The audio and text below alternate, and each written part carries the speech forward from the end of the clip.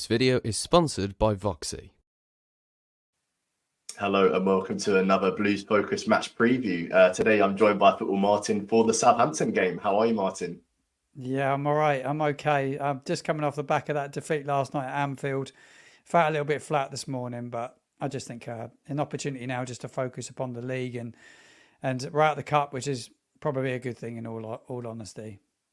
Because with Southampton this season, losing hasn't really been a familiar feeling, is it? Because obviously there was that 25-game unbeaten streak, and then you lost last night against Liverpool in the FA Cup, and it's on a streak now where there's only one win in five. So bit of a contrast to how you sort of started the season because you went on that great unbeaten run. Yeah. How would you sort of summarise the season so far? It was a shaky start. I've got to be honest with you, Sam. It was a really shaky start. There was a massive transition in the summer. Russell Martin comes into the football club. New manager has got to deal with a lot of big egos. He had a lot of players knocking at his door. A lot of players left the football club in the summer. I think raised around about 160 million.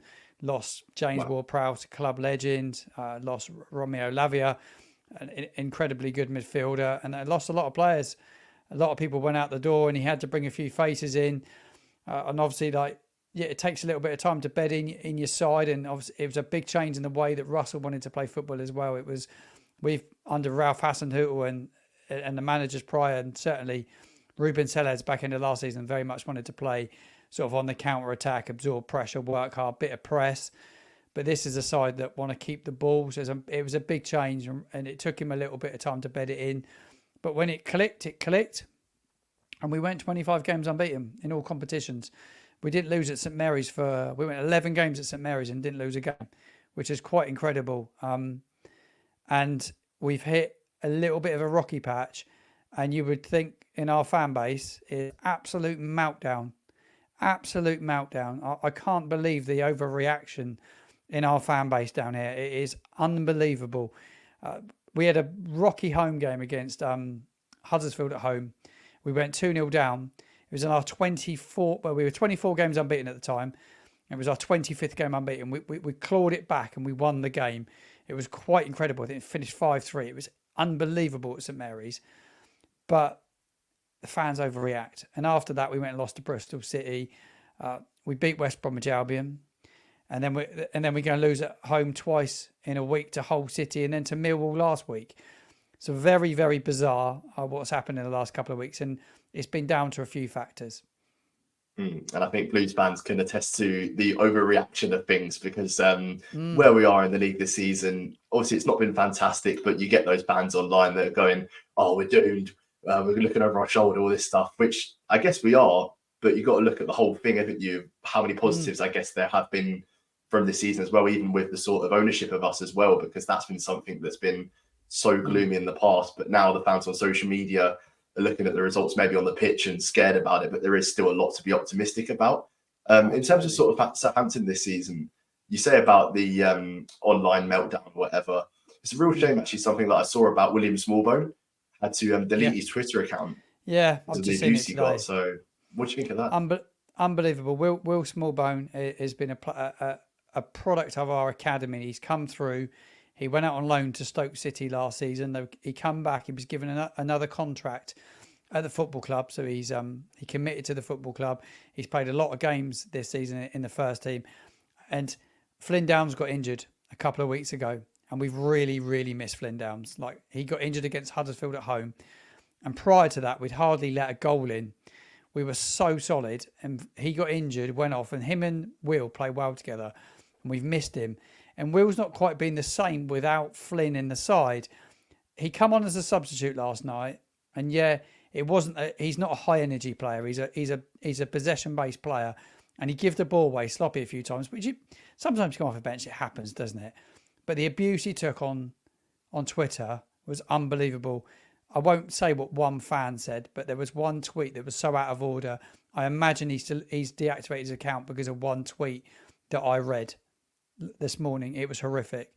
And I can't believe that fans can be so vile and so personal towards a human being. I think as content creators, we get it. We get abuse as content creators, but not at the level that these players get. It is quite incredible. Very, very sad to see that today.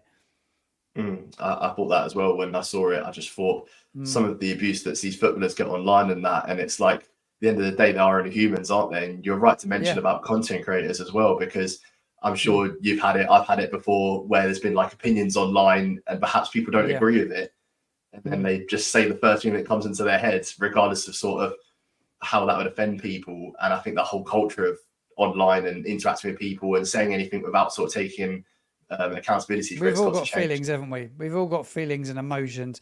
I create a lot of TikTok content. I find it a really good way to interact with our fan base. We've got quite a young audience at the moment, and it's a good way to interact with them, to create a lot of live content. And some of the people that come into the live content and what they're prepared to say and do is quite incredible. Sometimes you've got to have a little think about people. We all have feelings and emotions. And I feel really sorry for Will Smallbone this evening that he felt the need to do that. But I believe it's off one tweet that I read this morning, which was horrific. That's a real shame. And focusing on other Southampton players, one player that Birmingham fans will look at in the Southampton team and remember fondly from his time in Birmingham was Shay Adams. And he now plays for Southampton, 33 appearances this season and 11 goals. So how would you assess how he's done this season, how he's done in a Southampton shirt? It was a real mixed bag for Shay. I'm a massive fan of Shay Adams. He splits our fan base in half. I've got to be quite honest with you. His contract is running out. It expires in the summer. He's probably looked to move a couple of times in the last sort of 12 months. Wolves were interested. Premier League clubs were interested. And he was on the verge of going to Wolves in the summer. It got pulled at the very last minute. We signed Ross Stewart, who was injured. And we had to keep a striker because you can't bring... If we brought in a fit striker, we would have probably allowed him to go, to be honest, because I think he didn't really commit to another contract with us. But I felt he was pivotal to keep hold of if you don't have another fit striker, because we're a little bit lightweight in the 9. He's a really good hold-up player for me. He's really matured. Look, he doesn't score loads of goals, but he's chipping in this season. And it was obvious at this level, him and Adam Armstrong could become a bit of a handful. And with Shay, he's a good foil for anybody. You play him, he's strong, he's put a lot of muscle. He's a really big lad, but he's got a lovely touch.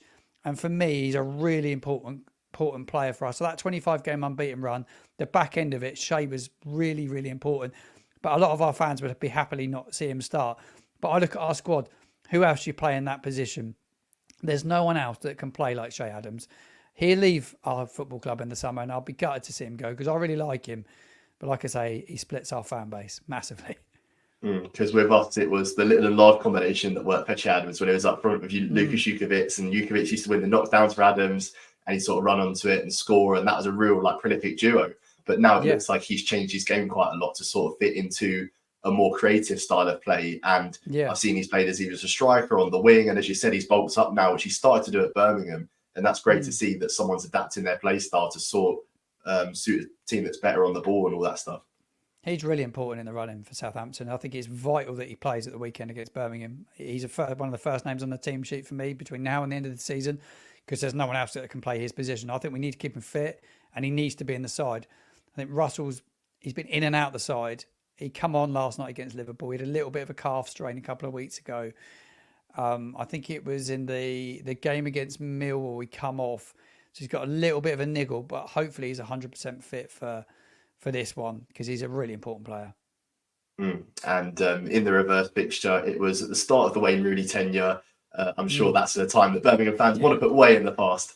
It was a 3-1 win for Southampton that day. You guys had 72% possession, which is what we've become accustomed to watching Southampton, with all the possession of the ball and 3 goals as well. So what do you make of Birmingham in that game and the performance of Southampton, if you can remember? Yeah, I can remember the game. I remember going down there. I remember you wore orange socks, if I remember rightly. You wore blue with the orange That's probably socks. the least strange thing about that quite time. random. And Rooney was took a lot of abuse. I remember that. I think we were quite fearful. I remember I create a lot of content for YouTube, for my YouTube channel. So I did go around the ground actually and spoke to a few Birmingham fans before the game actually. And I was talking about key men to look out for. And they spoke about Jay Stansfield. He actually scored on the day, didn't he, Jay Stansfield? Good player. It's got a bit about him, hasn't he? I really like him as a player. And everyone spoke about your winger at the time as well. And I can't remember his name now. Lad that plays out I think it would have been Dembele, maybe? Dembele. Everybody spoke about Dembele. Good player.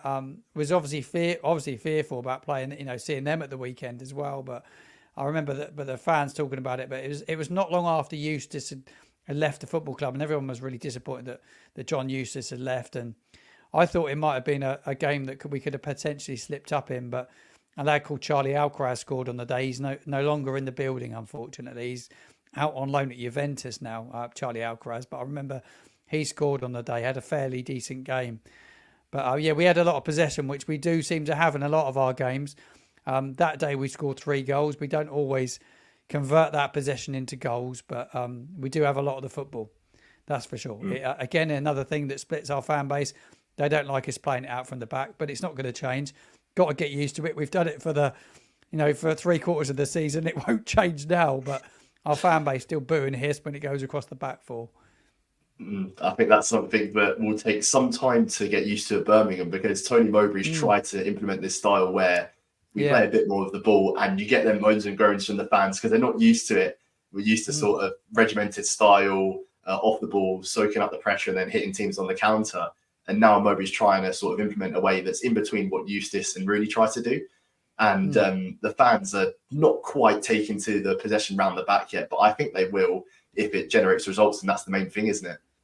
Yeah, it takes time. It all takes time. I remember John Ruddy was playing in goal for you when we played junior. He'd been fairly good form in the run to playing us. Is he still playing goal for you? Is he still your number 1? He does, yeah. Yeah, I quite like him as a goalkeeper. I think he's an experienced head, isn't he, John Ruddy? Something about him as a goalkeeper. But I think it'd be a tough game against you at the weekend. I think the form we're in right now, we're very, very fragile on confidence. And it'd be interesting to see how we go up against Birmingham at the weekend. It would need to be an early goal from Southampton to really get this game going for us. But I've not seen loads of Birmingham since the managerial change. And you're saying it's predominantly playing it out from the back, a bit more possession based than it was. I think with Tony Mowbray not being in the dugout, that makes a bit of a difference because he's had to step aside to take care of his health. Mark Venus is going to be in the dugout this time around. He was there for the Ipswich game. There was one change in the game where it was a triple substitution that kind of changed the way the game was sort of being played, with Dazelle and Paxton Ho both being taken off at the same time, both January signings and better on the ball holding midfielders. I think the substitutions are going to make a real impact in the game. In terms of sort of what I've seen from those teams that have got relegated from the Premier League, your Leicester, Leeds, Southampton, even Ipswich, the substitutes are just as good as the players in the starting 11, aren't they? Yeah, incredible. Like Southampton, they bring some incredible players off the bench at times. You looked last week on our bench and saw that the options that he had available were outrageous. I'm just looking now at what the bench was against Millwall. Campbell Dean Silamano, the club record signing, £25 million. He was on the bench at the weekend against Millwall. He come Not that option. he come off the bench. Samuel Edozie was on the bench. He come off Ryan Fraser, who's injured. Joe Rothwell, he's on loan from Bournemouth. Ryan Manning, he come on.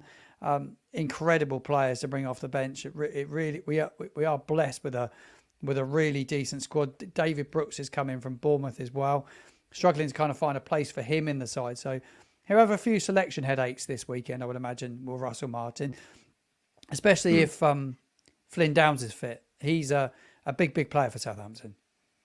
Yeah, and looking forward to the game on Saturday.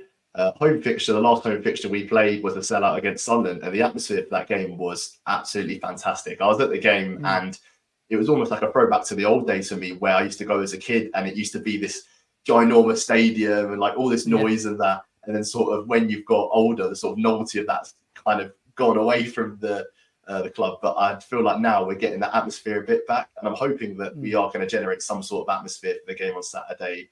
You're going to the game on Saturday. Yeah. What can we expect from the Southampton away fans? Are they going to be a loud bunch? Because you obviously see all this stuff on social media where it's like, away fans better than your away fans, or whatever that stuff goes on about. Travel well, Southampton. I've had the pleasure of travelling to quite a few away games recently. I went up to Rotherham. We took a large amount of fans up there and sung their hearts out, and they're really passionate. We'll get behind the team and give us everything we got. You know, I've been saying certainly on my social media for the last couple of weeks, I think the one thing that you really need in the running is 12 games to go. You've got 12 cup finals. You need your fans. Home and away, it's really important to create really big atmospheres for your players. Get behind them. we're almost better on the road than we are at home at times. I think there's less pressure sometimes when you go away from home.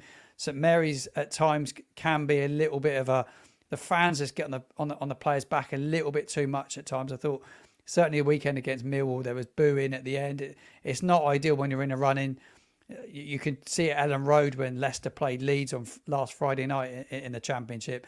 The atmosphere at Ellen Road was unbelievable. The fans massively got behind the team, got behind Farkin. They really drove the team on in the end, and they got a result, didn't they? And it shows fans can play a massive part, can't they, in football? And we've all seen what football's like without football fans during the COVID-19 time, with all that behind closed doors football. It was not great. Football is nothing without fans, in my opinion. So yeah, it will be a decent following the weekend. Hopefully we'll make loads of noise. I'm really excited by coming to St Andrews. Bit of change there, isn't they? They've developed the ground as well, so I'm looking forward to seeing it. Because I think the last time that Birmingham played Southampton at St Andrews was about 12 years ago. Wow, which is a long time ago. You guys in the Championship then just got promoted to the Premier League with that team that I think stayed in the automatic positions the whole season, didn't they? Yeah, and Nigel Atkins was the Southampton manager. Did a wonderful job, took us from League One. Ricky Lambert scored a huge amount of goals that season.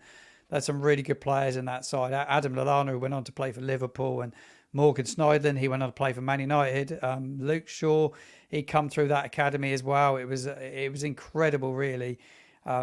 Very fond memories of that season under Nigel Atkins, and those two promotion. Almost could do what Ipswich do this year to go from League One to the Championship to the Premier League. It is possible.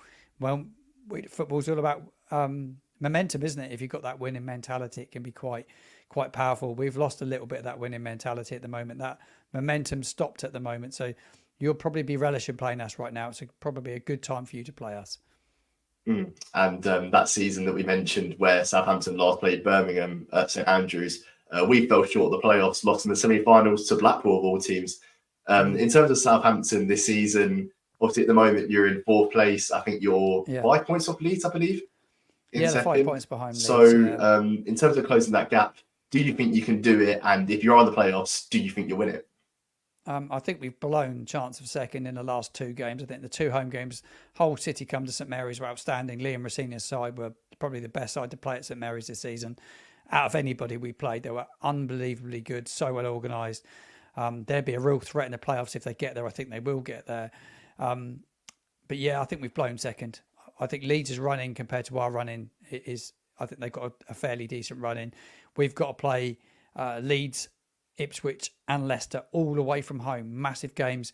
Sunderland, Middlesbrough at home. We've got some really tough games down at St Mary's as well. This is a really big 7 days for Southampton.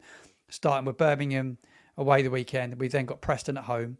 And we've got, I think it was Sunderland at home next weekend. So you would say 3 really tough games.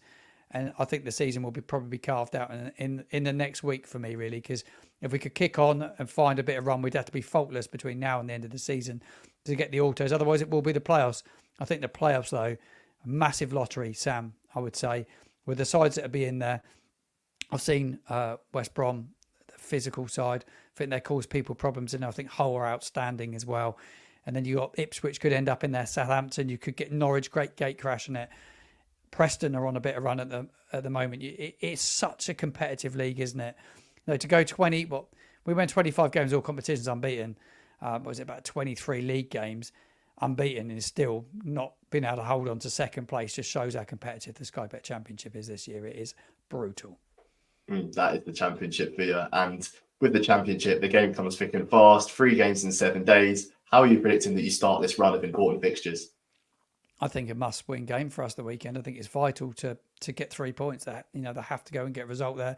I think it'd be super tough against Birmingham. I think you're at home. You're in front of your home fans. It will be on Southampton to keep it tight. The one thing they've done in the last few games is they've been letting in sloppy goals, really sloppy goals. Let 2 in against Millwall at the weekend, both on set play. Bit vulnerable from set play at the moment. Southampton. You would say the goalkeeper's lost a little bit of confidence, Gavin Bazunu. We let 2 in against Hull, let 2 in against Bristol. No, we let 3 in against Bristol City, didn't we, away? So we're letting goals in. All of a sudden, were letting goals in, and that is the biggest concern at the moment, is that we were so tight and just a little bit leaky at the moment. It's all down to confidence. It really is. And score prediction, most importantly. Oh, you don't want to bet against your team, but I wouldn't be surprised to see us go there and get defeated. I think Saints might just edge it. 3-2 Southampton. So let's have a few goals. Lots of goals then. Lots of goals. Because I'm thinking 2-1 Southampton, to be honest. I hate betting against my team. Yeah. I think we'll put in a better performance than what we did for the reverse fixture. It will be a much closer game, much tighter now. We're a lot more organised as well. So I'm hoping that we do put in a performance that is competitive against one of the better teams in the Championship. But thank you so much for your time, Martin. Sam, you're welcome. If you just want to shout out what you're doing sort of with YouTube and TikTok. Yeah, I'm a content creator, create content, a lot of content for TikTok. I go around the grounds, so whatever game I go to, I go and talk to the fans of the home team, the away team. And I try and get to the heartbeat of each fan base and try and bring that reaction on social media, on my TikTok, and I create a lot of YouTube vlogs as well. So at @footballmartin_ on the same on both. Give me a follow. Really appreciate as many subscribers and as many followers as I possibly can. Yes, drop Martin a follow on YouTube and TikTok. In terms of us, not sure when the next video is coming out. We may have a podcast talking about the game, and Tommy might be going to the game against Southampton, so make sure to give that a watch, and also make sure to give us a like, share, comment, subscribe, and most importantly, keep right on.